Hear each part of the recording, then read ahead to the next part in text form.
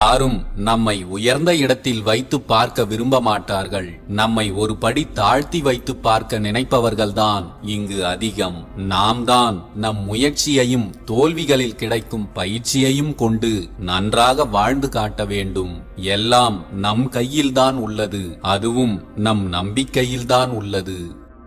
தவறாக புரிந்து கொள்பவர்களிடம் உங்களை பற்றி புரிய வைக்க போராடிக் கொண்டிருக்காதீர்கள்.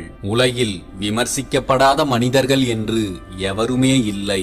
விமர்சனங்களை எதிர்கொள்ளாமல் ஏற்றங்களை காண்பது என்பது சாத்தியமில்லாத ஒன்று.